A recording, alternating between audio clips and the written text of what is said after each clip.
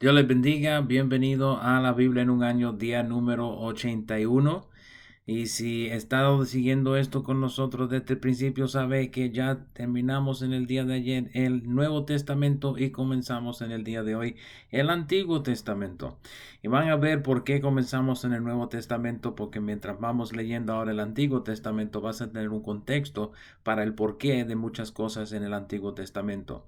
Vamos a comenzar en el día de hoy en Génesis capítulo 1, 2 y 3, pero antes deja darle una breve introducción al libro. El libro de Génesis es el primero de 5 libros, cuales componen lo que es llamado el Pentateuco. El Pentateuco se compone de Génesis, Éxodo, Levítico, Números y Deuteronomio. Pentateuco simplemente significa 5 libros en hebreo. Estos 5 libros cuentan la historia de la humanidad hasta trazar la línea particular de Sem, el hijo de Noé, hasta la formación de la nación de Israel. Por esto es que los judíos, junto a algunos grupos étnicos de la región del Medio Oriente, son conocidos como semitas. Luego que Jehová llamara a Moisés para liberar el pueblo hebreo de la esclavitud en Egipto y que este gentío estuviera andando por el desierto como vagabundos en lo que se organizaban como una potencia nacional, junto con su propio sistema cultico, Moisés, a quien típicamente se le atribuye la autoría de estos libros, vio la necesidad de escribir las historias de los patriarcas, cuales habían escuchado en la tradición oral de su pueblo.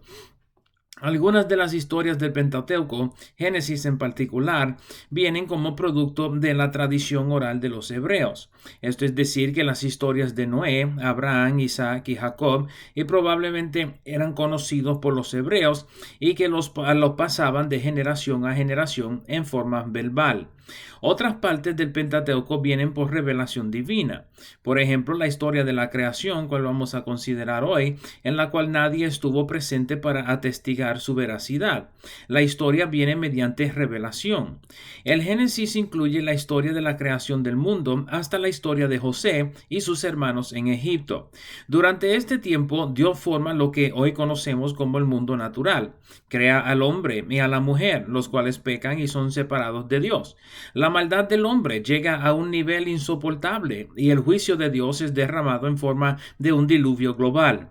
Dios escoge a Noé para ser salvo del diluvio y la línea de Sem para producir una nación para cumplir sus propósitos en la tierra. Dios llama a Abraham prometiendo el nacimiento de un hijo. Isaac, el hijo de la promesa, engendra a Jacob, quien viene a ser conocido como Israel. Israel tiene 12 hijos, los cuales forman las 12 tribus de Israel. José, el penúltimo hijo de Jacob, es vendido como esclavo por sus hermanos y termina gobernando Egipto durante una crisis de hambre. Aunque las historias te pueden parecer conocidas, toma el tiempo para leer las escrituras y verás que Génesis tal vez contiene más de lo que pensabas. El capítulo 1 comienza con la historia de la creación. La declaración de la creación del mundo comienza en lo que para el autor sea el principio. Es decir, que el autor desconocía totalmente lo que hubiese sucedido antes de lo que describe como la creación del mundo. Esto es importante porque si todo comenzó con la creación del mundo, lo probable sería que Dios es un invento de la imaginación humana. Pero si, como vamos a ver, el mundo entró en una existencia dentro de una mayor creación, entonces Dios no es un invento humano, sino un arquitecto cual debemos conocer. El verso 2 es clave a nuestro entendimiento de lo que conocemos como la creación del mundo. Noten que al momento de la creación, la tierra estaba desordenada y vacía, indicando que lo que conocemos como la tierra tuvo una existencia previa a la creación. O sea que el mundo no sale de la nada en esta descripción de la creación, sino que Dios toma algo vacío y fuera de orden para redimirlo en lo que conocemos en la creación. Noten que había tinieblas sobre la faz del abismo, lo cual probablemente indica el espacio o lo que viene a ser conocido como la Vía Láctea. El Espíritu de Dios se movía sobre la faz de las aguas, indicando que Dios estuvo presente en forma del Espíritu Santo, observando lo que pudiera ser de la tierra. Los versos 3 al 5 indican que la creación de la luz fue el primer día. Noten que hubo una separación entre la luz y las tinieblas aún antes de que hubiese sol, luna o estrellas. De todos modos, la luz es llamado día y las tinieblas son llamadas noche, y conjuntos forman el primer día. Es significante que la primera parte de la creación sea la separación de tinieblas y el establecimiento de luz. Este es un tema cual recorre todas las escrituras. Noten también la observación de Dios que su obra era buena.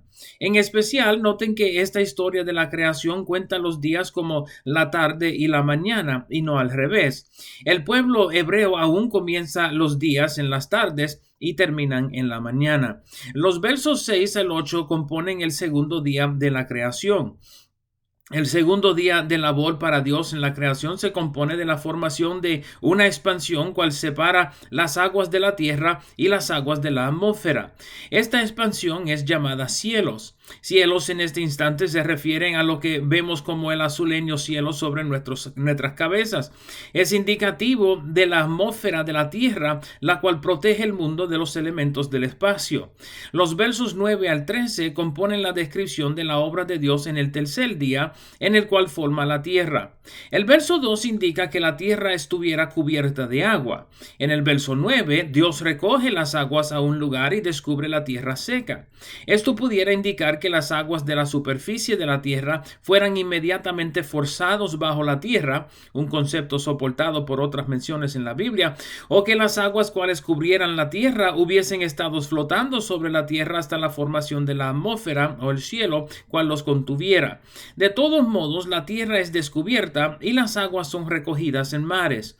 Noten el mandato de Dios en el verso 11 que la tierra produzca hierba y árboles que den su semilla y frutos según su género. La tarde y el día fueron el día tercero. Los versos 14 al 19 explican la obra de Dios en el cuarto día. En este día Dios forma el sol para gobernar sobre el día y la luna para gobernar sobre la noche. Aunque los dos son mencionados como lumbreras, sabemos hoy que la luna solo refleja la luz del sol. No obstante, las dos siguen siendo lumbreras, ya que la luz no fue producto del sol, sino que fue creada singularmente días antes del sol y la luna. Dios también forma las estrellas durante este día. Noten que el propósito de las lumbreras es de separar la noche de la mañana, pero también para marcar los tiempos y las sazones. Los días y los años se pueden conocer por la observación de los cuerpos celestiales. Esto también le es de agrado a Dios y se compone el cuarto día de la creación. Los versos 20 al 23 explican la creación en el quinto día. El verso 20 es importante al entendimiento de un argumento científico de que una gran parte de la vida terrenal provino del mar. La teoría de evolución indica que grandes especies de animales sobre la Tierra hoy actualmente salieron del mar.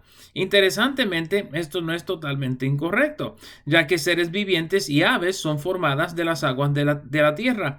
Noten en el verso 21 la referencia a los grandes monstruos marinos. Esto puede indicar tanto el leviatán, como es mencionado en Job capítulo 41, o tal vez las ballenas y otros animales enormes del mar. Dios ve que es buena la creación y los manda a ser fructíferos y a multiplicarse, llenando las aguas y la tierra, las aves llenando la tierra. Los versos 24 y 25 indican la creación de los animales de la tierra, en semejante manera a los animales marinos. Noten la referencia específica a serpientes entre la creación de los animales en el verso 24. Cada animal es formado según su género, y Dios ve que su creación es buena. No obstante, el sexto día no termina con la creación de los animales, sino que los versos 26 al 28 incluyen la formación del hombre. La formación del hombre es distinta al resto de la creación en que Dios no lo forma con su palabra, sino que es indicado que le haya dado forma intencionalmente como con sus manos del polvo de la tierra. El verso 27 indica que el hombre es formado a imagen y semejanza de Dios. Como arquitecto de la creación, elementos de su esencia están presentes en toda la creación. Puedes pensar en el Salmo 19:1. Sin embargo, el hombre lleva la misma imagen y semejanza de Dios. Noten la referencia a varón y hembra como siendo en el mismo día, indicando que los días de la creación no sean periodos de 24 horas, dado la información del capítulo 2. El verso 28 también contiene la misma amonestación a los hombres de ser fructíferos y multiplicarse, indicando la posibilidad que Adán y Eva hubiesen tenido hijos dentro del huerto. Igualmente debemos notar que al hombre le es otorgado autoridad sobre los peces del mar, las aves del cielo y las bestias de la tierra. Noten bien la referencia a los animales que se arrastran sobre la tierra como estando bajo la autoridad del hombre. Los versos 29 al 31 traen conclusión al capítulo y a los detalles del sexto día de la creación. Toda planta le es dada al hombre para su fruto, pero también para su semilla. O sea, siembra y cosecha, indicando trabajo en el huerto. Noten en el verso 30 que ni hombre ni bestia comía carnes, sino que todos comían plantas nada más. Dios ve que la creación es buena, cerrando el sexto día de la creación. El capítulo 2 comienza con la descripción del séptimo día. Noten que Dios termina su obra en el día séptimo y luego reposa de sus labores. Bendice el séptimo día dedicándolo como un día de descanso. Que lo santificó significa que lo separó de los otros días y haciendo este día especial. Noten que el texto no indica cansancio de Dios, sino un esfuerzo intencional de reposar. Los versos 4 al 25 forman un segundo recuento de la creación, pero con un enfoque en el huerto del Edén, donde habitaba la primera pareja y la formación del hombre y la mujer. Los versos 4 al 6 indican que el contenido del capítulo lleva el propósito de explicar la formación de la tierra. Noten en los versos 5 y 6 que no había lluvia en el huerto del Edén, sino que un vapor subía de la tierra semejante al rocío, cual regaba toda la faz de la tierra. Este detalle es importante porque las sequías fuera del huerto impedirían que la tierra produjera su fruto debidamente y es mencionado en varias ocasiones como un castigo de Dios. El verso 7 indica la formación del hombre con Dios respirando aliento en sus narices, impartiendo vida en él. Aunque el hombre fue formado del polvo de la tierra, no vino a ser un ser viviente hasta recibir el aliento de Dios.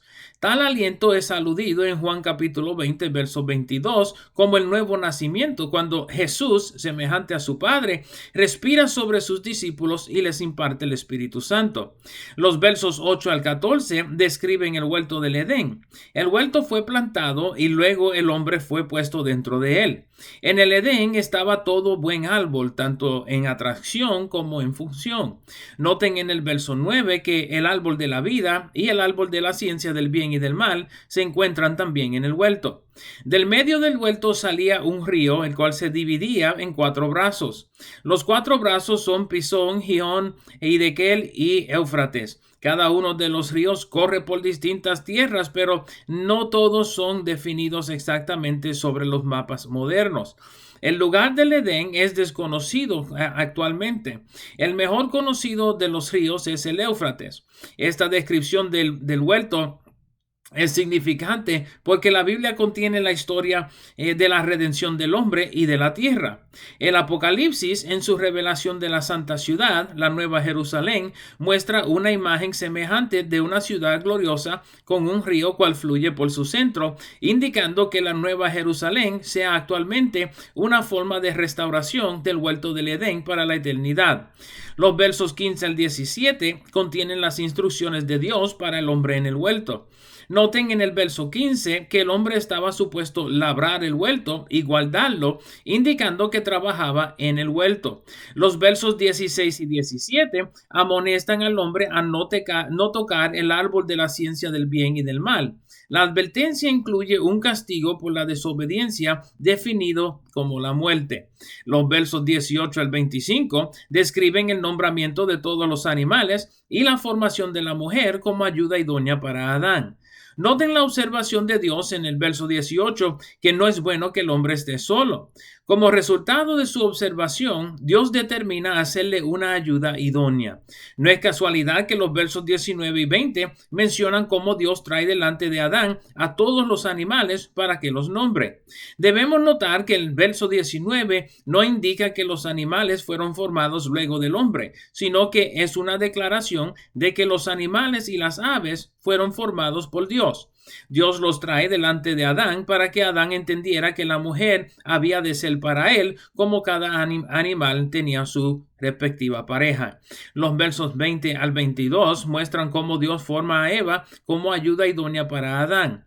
Aunque no le fuera necesario a Dios utilizar la costilla del hombre para formar a la mujer, su hecho es simbólico, ya que Adán es un tipo de Cristo. Cristo es el segundo Adán indicado por Pablo en 1 Corintios 15:45. Un profundo sueño cae sobre Adán durante el cual su costado es abierto y Eva es formada. De la misma manera, Cristo muere sobre la cruz y su costado es abierto, formando la iglesia mediante su sangre. La mujer es presentada a Adán de la misma manera en la cual la iglesia será presentada a Jesús. Los versos 23 al 25 explican la relación entre Adán y Eva. Adán entendió que Eva había salido de su lado y la llama varona. El verso 24 indica que por esto el hombre dejará a su padre y madre y se unirá a su mujer, siendo una sola carne. Este entendimiento es clave para el fundamento del matrimonio. Noten en el verso 25 que ambos estaban desnudos y no se avergonzaban, indicando la transparencia de su relación y la confianza mutua. El capítulo 3 narra la historia de la caída del hombre en el pecado. Empieza con una descripción de la interacción entre la serpiente y la mujer. Noten la observación de que la serpiente era más astuta que los demás animales, indicando que esta no fuera la única vez que el enemigo intentara engañar a la mujer. Su pregunta es sobre la validez de la prohibición de Dios en cuanto al árbol de la ciencia del bien y del mal. Los versos 2 y 3 indican que la mujer estaba al tanto de las palabras de Dios en cuanto al árbol. Esto significa que su pecado no fue por ignorancia, sino por intención. En los versos 4 y 5, la serpiente convence a la mujer que las palabras de Dios son mentira y que no moriría al comer del árbol, sino que sería como Dios. La delusión de la serpiente estaba en que utilizó la misma naturaleza de la mujer para engañarla. Dios había formado tanto al hombre como a la mujer a su propia imagen y semejanza. Pueden ver el 1:27. Esto es decir que la mujer ya era semejante a Dios. La serpiente le convenció que había algo del mal cual no conociera y Eva fue seducida por sus palabras. Los versos 6 y 7 explican las acciones de Eva y luego de Adán en comer del fruto. Noten en el verso 6 que Eva deseaba adquirir sabiduría. Al igual, noten en el verso 7 que los ojos de Eva no fueron abiertos antes que los ojos de Adán, sino que los ojos de ambos fueron abiertos cuando ambos habían participado del fruto del árbol. Esto es porque los dos representaban una sola carne. Mientras que Adán no comiera del fruto, Eva era santificada por su justicia. Al comer también del fruto, ambos quedaron afectados. El primer conocimiento que adquieren por sus acciones es que están desnudos y se avergüenzan. Noten en el verso 7 cómo se hicieron delantales de hojas de la higuera para cubrir su vergüenza uno del otro. Los versos 8 al 19 contienen la acción de Dios en cuanto al pecado de Adán y Eva. Dios aparece en el huerto como acostumbraba a hacer según el verso 8. La pregunta de Dios sobre el lugar de Adán no es literal, sino simbólico de lo acontecido. Dios estaba llamando la atención a su vergüenza, cual lo había hecho esconderse de Dios. Noten la respuesta de Adán en el verso 10. Primeramente, Adán supo que Dios estaba en el huerto porque escuchó su voz. Esto indica que Dios estuviera hablando con alguien o algo más en el huerto, antes de llegar entonces a Adán. Segundo, Adán le divulga una información a Dios, la cual él mismo no estaba supuesto conocer. De inmediato se divulgó de manera que Dios le responde preguntando sobre quién le había dicho que estaba desnudo y si había comido del árbol prohibido. Pueden leer este segmento con el pensamiento de que Dios es un justo juez, cual está buscando los testigos antes de imponer un castigo. Adán sin culpa él mismo, pero también implica a la mujer. La mujer también sin culpa diciendo que sí comió del árbol, pero también implica a la serpiente. De esta manera vemos que el justo juez ha determinado los tres partidos envueltos en el pecado. Los versos 14 al 19 entonces contienen su juicio. Comienza con la serpiente en los versos 14 y 15. Noten que la serpiente es maldita entre las bestias de la tierra. Que sea condenado a andar sobre su pecho indica la posibilidad que la serpiente hubiese tenido forma semejante a la de un dragón, como en el Apocalipsis 12:9. Que comiera polvo el resto de sus días indica que sería de lo más bajo de la tierra. El verso 15 es considerado una profecía mesiánica, hablando de Jesús, quien es la simiente de la mujer, y los religiosos de su día, a los que Jesús se refiere como generación de víboras en Mateo capítulo 3, verso 7, capítulo 12, verso 34 y capítulo 23, verso 33. Aunque la serpiente heriría el calcañal de la simiente de la mujer, él le aplastaría la cabeza a la serpiente. El verso 16 contiene el juicio sobre la mujer. Como castigo por su pecado, sus dolores de preñez serían multiplicados. Esto parece indicar que Eva hubiese parido dentro del huerto en algún momento. Segundo, su deseo sería para su esposo, indicando la necesidad innata de la mujer de ser esposa y sujeta a la autoridad de su marido. Este es un tema más complejo de lo que podemos cubrir aquí. Los versos 17 al 19 contienen el juicio sobre el hombre. Primeramente, la tierra era maldita por causa del pecado del hombre. Como resultado, le costaría trabajo que la tierra produjera su fruto y su trabajo produciría dolor. El campo produciría espinos y cardos, pero su alimento vendría de entre las plantas del campo. Noten en el verso 19 la indicación de la muerte física de Adán y Eva. Aunque la serpiente convenció a Eva que no moriría, actualmente murió 3 veces. Primeramente, la muerte de su conciencia inocente con el conocimiento del mal. Segundo, una muerte espiritual al ser apartado de Dios. Tercero, una muerte física, aunque ésta tardara en llegar. Al morir, el hombre volvería al polvo de donde vino. Los versos 20 al 24 traen conclusión a la historia del huerto. Adán nombra a su mujer Eva por su postura como madre de todos los vivientes, indicando su autoridad sobre la creación junto a su marido. Noten el detalle en el verso 21 que Jehová les hizo túnicas de pieles. Esto es significante por cuanto las pieles son indicativos de sacrificio. El concepto de sacrificio para cubrir el pecado es el tema de la Biblia en su recuento de la historia de la redención. Noten al igual que en el capítulo 1, verso 28, la conferencia entre Dios mismo indicando su estatus como Trinidad en el verso 22. El hombre es desechado del huerto como para no prolongar los efectos del pecado eternamente comiendo del árbol de la vida. Dios lo saca del huerto y envía querubines, noten, y una espada, en contraste a querubines con una espada. Los querubines son una figura importante en el huerto del Edén, porque el huerto es símbolo del lugar santísimo en el tabernáculo y los templos. También es simbólico de la santa ciudad del Apocalipsis, cual contiene los elementos del lugar santísimo.